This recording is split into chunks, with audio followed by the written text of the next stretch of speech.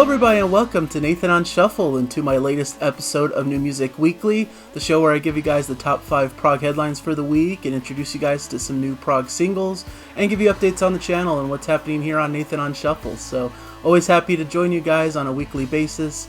If you haven't subscribed yet, it's always well recommended and really helps the channel, so I would appreciate that, and of course any comments or likes are also appreciated. So let's get into the news today. It's September 15th, 2023, and I always like to start with all of the new releases, and there's quite a lengthy list this week of new releases that I wanted to talk about, briefly mention each one. There's a lot of heavier albums, but first, the Chronicles of Father Robin, the Songs and Tales of Eroia Book 1, had its official release date today. This is a Norwegian Prague Ensemble headed by Andreas Wettergreen Stroman Presmo from Wobbler fame, and there's members of Wobbler, Tusmork, George Joe, and the Samuel Jackson 5 all on this release. And it's a sprawling concept record with a very fantasy-inspired direction, very much in that classic prog vein of Yes and Gentle Giant and Genesis and all of that stuff. I reviewed it on the channel, the actual big sprawling 3-disc version that they released exclusively online. But this is only the first part of that. They're releasing them in individual books.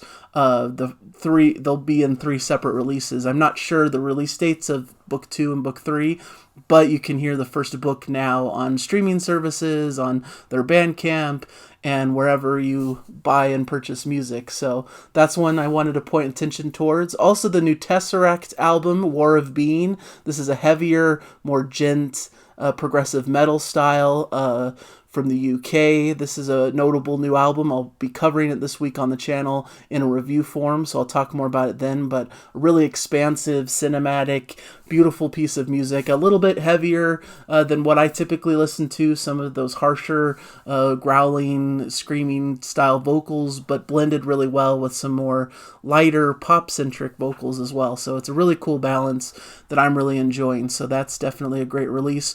Baroness released their album Stone. They're a group from the US doing a progressive metal style as well. Think Mastodon as a little bit of a point of reference if you know them. Just a good, heavy, hard, progressive metal style that really works well in their case. Some of those old classic rock sort of feel to it as well, and a great blend of styles. Molybaron has a new album too called Something Ominous. This is a new band just very recently signed to Inside Out Records.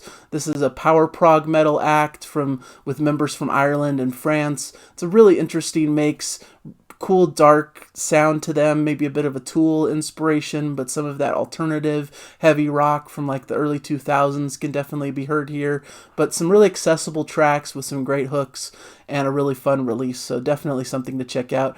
And then Steve Hackett released his latest live set, Foxtrot at 50 plus Hackett highlights. So if you're a fan of live Steve Hackett stuff, this should be right up your alley. So definitely a cool release also. Item number 2 on my list is the Return of Beardfish. I saw online today on their Facebook page they're teasing the return of the band, at least in terms of a new festival that they're going to be performing at. This is the We Love Rock Festival, taking place on the 24th and 25th of May next year. They're also going to be joined by the Chronicles of Father Robin on the bill, so it sounds like it's going to be a really cool prog festival with some cool bands. I believe this takes place in Norway, so really, that's all there really is for now, is this announcement of a live date. Will it be something more? Will they release a new album of some sort? Will they have other live dates? All of that is pending. We don't know yet, but exciting to see the return of Beardfish because they haven't performed together since 2015. They basically announced the end of the band, that they were done. So interesting to see them reforming in some fashion, at least for a live date, if not hopefully for more. So one of my favorite retro symphonic prog groups that I absolutely love. Of course, Rickard Soderblom is the leader of the band, and he's with Big Big Train right now doing a lot of stuff. So interesting to see where that goes. Item number 3, Haken announced an Evening with Winter 2024 tour. This is really exciting for fans of Haken. They're doing a full Evening with tour where it's just them performing the whole concert. Usually they're having a lot of people supporting them or doing a double bill or something of that nature like they did with Symphony X. So it's cool to get a whole night of just music from Haken. Should be a really cool time. It sounds like they're going to be performing their latest album, Fauna, in its entirety, and then a smattering of other stuff from their catalog, I'm sure. So this is in North America, starting in LA, here in California, moving all across North America and ending up in Atlanta, Georgia, towards the end. And I believe the Cruise to the Edge performance is somewhere along these lines also. That's probably why they're doing this, is so that they can end up at the Cruise to the Edge performance in the U.S. and probably give their final performance of this run in that capacity. So should be a really cool tour. Should be fun to see Haken. There's a couple California dates, so I'm keeping my eye on those out here, but should be a really good time.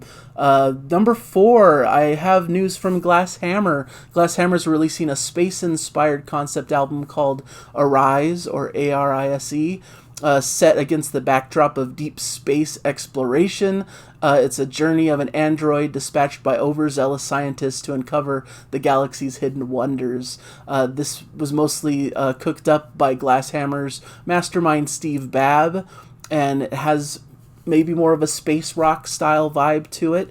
Babb is joined by singer Hannah Pryor and guitarist Reese Boyd for this, their 21st studio album. So it's amazing. They release a lot of albums, about one a year. They're very consistent and they're very diverse. They do a lot of different styles and things, and they've been leaning into a little bit of a heavier, like early metal style direction on their last couple releases, and it sounds like this is taking us into maybe more of a psych rock or space rock style vibe, maybe an 80s influence going on in the music, flirting with a little bit of doom metal on a couple songs, they say.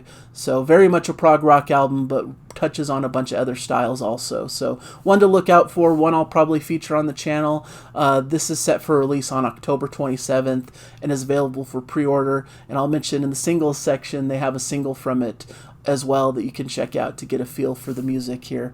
Number 5, just an interesting short little story I saw online. 100 lucky Pink Floyd fans will have brainwaves monitored while listening to Pink Floyd. So to mark their 50th anniversary of Dark Side of the Moon, there's a special event taking place in London where 100 listeners are going to get their brainwaves monitored while they listen to The Great Gig in the Sky, the big Dolby Atmos makes of that track. They picked that because they didn't want the vocals and the lyrics to interfere with their experiment or whatever the case may be. This allows a very uninterrupted focus on the brain's response to the music in particular.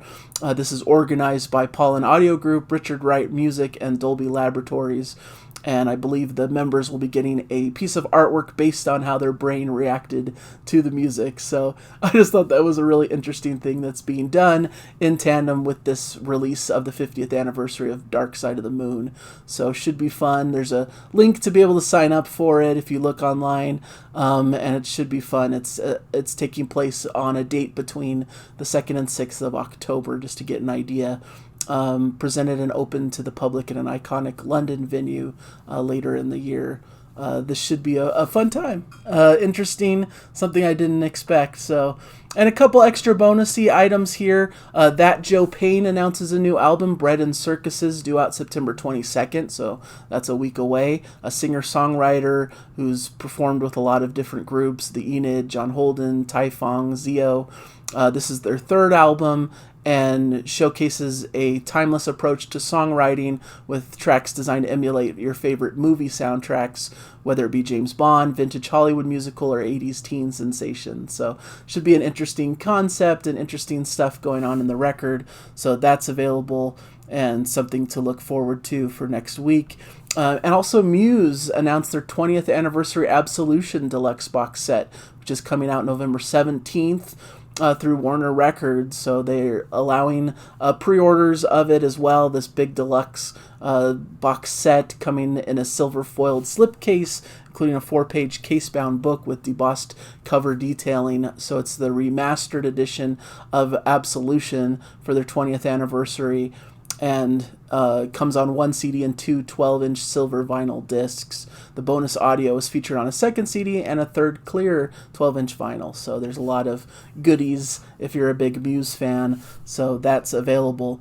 On the Prog singles end, we've got Steven Wilson with another track. He's releasing like one a week in anticipation of the Harmony Codex. So this one is one featuring Ninette Tieb called Rock Bottom, a very cool track by all accounts. I'm still not listening to the tracks and trying to save it for the album, but I wanted to put it out there because I know it's a highly anticipated release and a lot of people will enjoy the single here. Pattern Seeking Animals has a new single called Somewhere North of Nowhere. Brilliant prog track. I really love this so much. They have a new album coming out October 27th, Spooky Action at a Distance. Very much in that Spock's Beard style lane, because of course Pattern Seeking Animals features many of the members of Spock's Beard. So should be a fun time to listen to that and to get hyped and anticipate the album. Definitely one to be covered on the channel. I also put in the singles list TesseracT single Legion, which is from their album that just came out this weekend. Glass Hammer, as I mentioned, have a single Rift at Wasp 12, so check that one out in the description.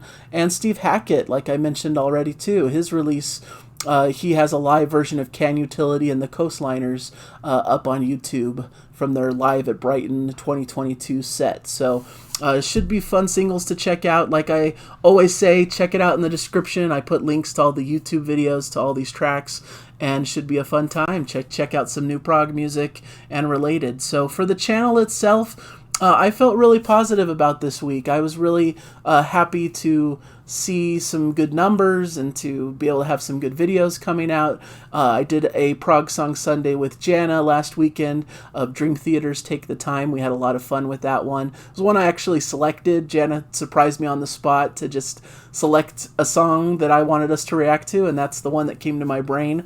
And I recommend that heartily. It's a great track, great reaction, and a fun time. And then I did a review this week. The review was for Southern Empire's latest album, Another World.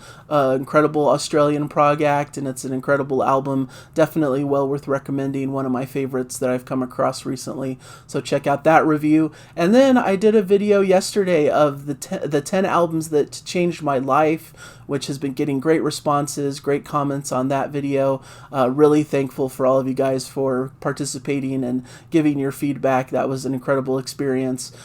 Just basically my musical journey through my life of the music that's impacted me and has changed me in various ways and led me down the path to my current musical tastes and to me being on this channel and delivering these items to you guys. So hopefully you'll enjoy that episode. This week, like I said, a TesseracT review will be coming out on Tuesday. Another Prog Song Sunday, of course, on Sunday, covering a classic, more modern prog song. And I'm considering doing a vinyl tag style video to copy Notes Reviews, who put out one recently, to take that forward and do my own version. So that can be something to be expected on Thursday. So a lot of fun to be had this week. I hope you guys enjoy the episodes. And as always, just keep enjoying the music out there. Bye everybody. Thanks for watching.